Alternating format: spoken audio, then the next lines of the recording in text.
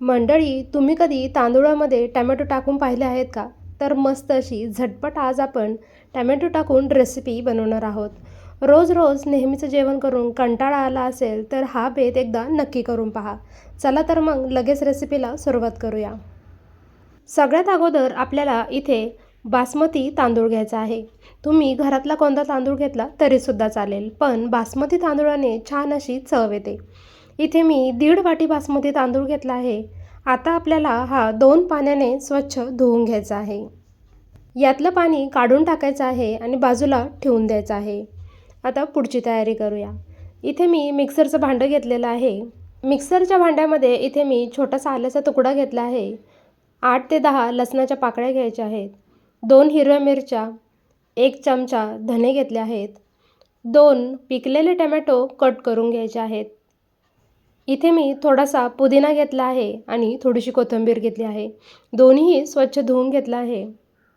थोडंसं इथे मी ओलं खोबरं घेतलं आहे. आता पाणी न घालता आपल्याला मिक्सरमध्ये हे बारीक असं फिरवून घ्यायचं आहे. मिक्सरमध्ये इथे मी छान बारीक फिरवून घेतलं आहे. आता गॅसवर कुकर ठेवायचा आहे. त्यामध्ये तेल घालायचं आहे. तेल थोडंसं गरम झाल्यानंतर आपण पुढचं साहित्य घालणार आहोत. इथे मी काही खडे मसाले घेतले आहेत. इथे मी 4 ते 5 काळी मिरी, 1 विलायची, 3 लवंगा, 2 छोटे दालचिनीचे तुकडे, 1 चमचा शहाजिरे आणि 2 तमालपत्र घेतले आहेत. आता 1 मोठा कांदा उभा लांब चिरलेला आहे तो घालूया. कांदा आता आपण परतून घेऊया. 1 कढीपत्त्याची काडी इथे मी तोडून घेतली आहे, ती सुद्धा यामध्ये घालूया. कांदा आपल्याला जास्त लाल करायचा नाही. थोडासा लाल झाला की लगेच आता यामध्ये काही भाज्या घालूया. थोडासा वाटाणा आणि 1 बटाटा घेतलेला आहे. थोडासा टमॅटोसुद्धा इथे मी घेतलेला आहे. परतून घेऊया. इथे मी बारीक चिरलेला पुदिना घातला आहे आणि बारीक चिरलेली कोथिंबीरसुद्धा घातली आहे. यामुळे अगदी छान अशी चव येते. यासोबतच परतून घेतला आहे. 2 ते 3 मिनिट यासोबत परतून घेतल्यानंतर आता यामध्ये आपण जो तयार केलेला मसाला आहे तो घालायचा आहे. 2 ते 3 मिनिट हा मसाला आपण या भाज्यांसोबत छान परतून घेऊया. छान इथे मसाला मी भाजून घेतला आहे, त्याचा कच्चापणा गेलेला आहे. आता यामध्ये काही मसाले घालूया.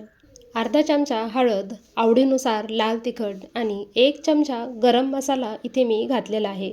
आता हे सर्व एकत्र करून घेऊया. छान असं इथे मी एकत्र करून घेतलं. आता याच्यावर झाकण ठेवायचं आहे आणि 2 मिनिटाची वाफ काढायची आहे. 2 मिनिट झालेली आहे. आता झाकण काढूया. अगदी मस्त असा सुगंध पसरलेला आहे. रंग पहा, अगदी मस्त आलेला आहे. आता यामध्ये पाणी घालायचं आहे. जेवढे आपण तांदूळ घेतले आहे त्याच्या दुप्पट इथे आपल्याला पाणी घालायचं आहे. जर तुम्हाला जास्त मऊ भात करायचा असेल तर तांदळाच्या तिप्पट पाणी घालायचं आहे. एकत्र करून घ्यायचं. आता पाण्याला उकळी आली आहे. यामध्ये भिजवलेले तांदूळ घालायचे. पुन्हा हे सर्व एकत्र करून घेऊया.